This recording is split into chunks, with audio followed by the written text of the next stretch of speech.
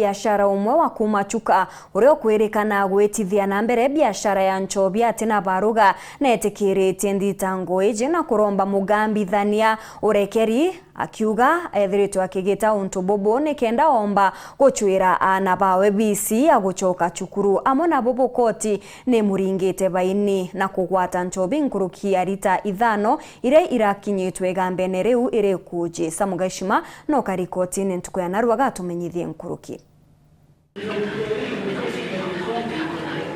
Janice Muthoni aikiritwe mpeni ntugo ya igoro akiringithanagwa na wendie bwa nchobi kiutha tina watho atari na license ararukirirwa imunthe akinyithitio kotini ya Chuka mbere ya mugambithania Joyce Gandani nyuma ya kuthomera thitango inu arakwirikana kwendia nchobi enu klabuni giake Ntere cha Kathungu the Chuka Muthoni na itiganiritie nacio.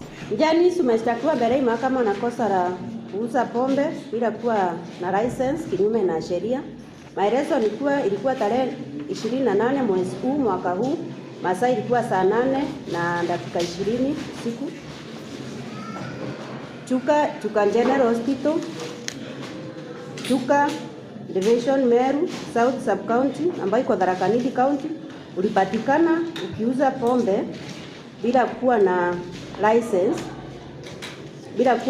license kinyume na sheria. Kweli ama si kweli?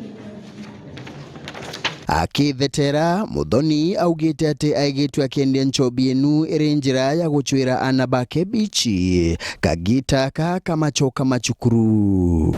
Hata niseme nilikuwa nauza hiyo pombe kwa watoto wanarudi shule na sina pia kurudisha shule. Sasa nilikuwa nauza vile mpaka wanarudisha shule nilipe vitu kidogo. Tena si kwa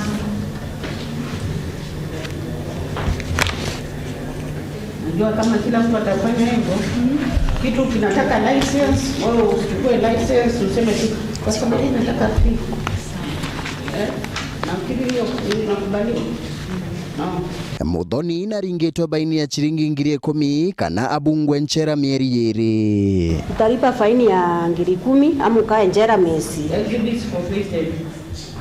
Na hiyo pombe ulikuwa umeshikwa nayo imepeanwa kwa serikali, utarudishiwa. Nkiripotera Weru TV kuma gichigo bunge ya Chuka Igamba Ng'ombe mbita wa Samuel Gaishima.